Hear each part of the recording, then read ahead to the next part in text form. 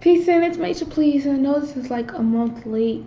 I haven't made videos in a month, but I've been preparing for high school graduation, and now I'm a high school graduate. So now I'm like, yeah, and I have the time, and I can talk. And here we go. So today I'm going to be talking about X-Men Apocalypse.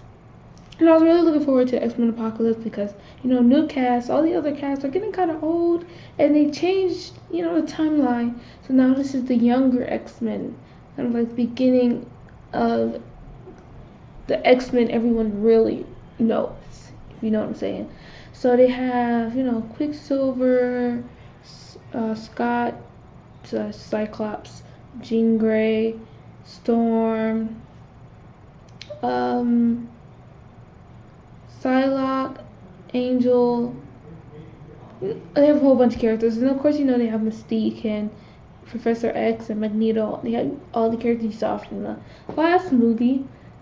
But I want to say this: it was enjoyable. It was really long, 2 hours 45 minutes, I believe. It was really long. So I can just tell you that right now. You're gonna leave the theater. You're gonna look at your time. You're gonna be like, wow, this was a really long movie. But I enjoyed it. Of course, there's some flaws, but I feel like there's always going to be flaws in superhero movies because people try to make their own thing, so to connect the movies gets kind of difficult because you have an idea in your head, but then if it doesn't fully connect with what happened, but you're like, I want this to happen. So sometimes there's going to be things that happen that's going to mess up. And the villain Apocalypse, I think he was actually a pretty decent villain.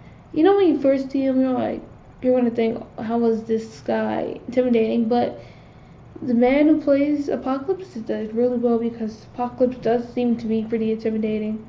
Um, I think I'm just really picky on graphics. I know graphics, we still have some time to go, but I just want there to be some camera scening to the point where it's not looks so fake.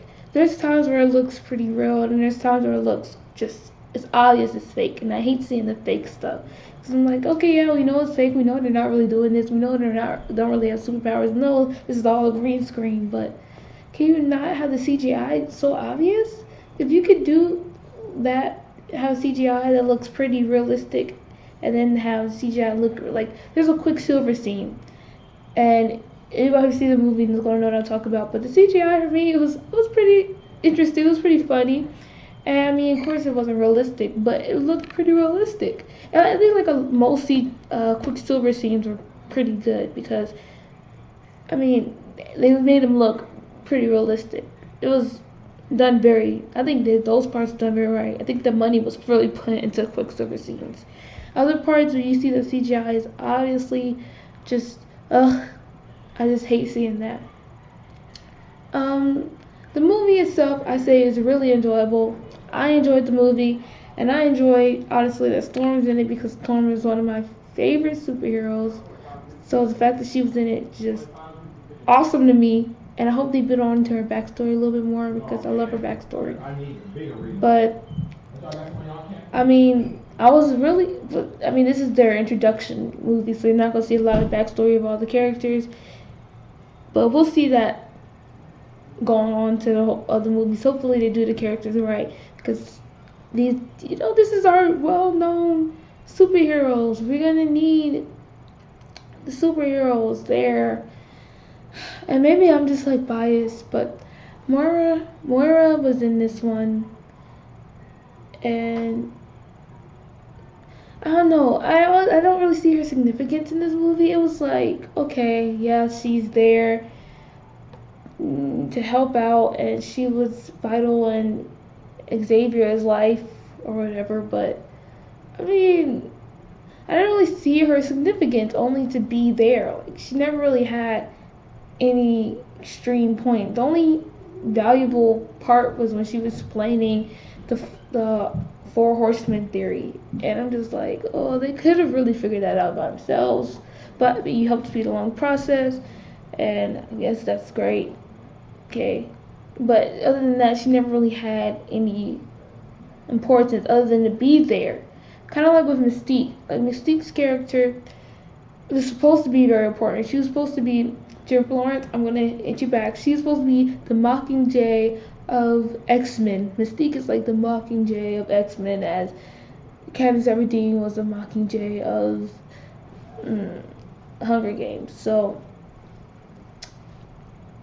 it kind of doesn't play well in this one because you're just like, okay, yeah, she doesn't really want that role because how she feels, and you get that, but it's like the only reason she came back was for Magneto, and I just wanted to see more like empowerment from her character, and the empowerment came in the end, but I mean that was the end.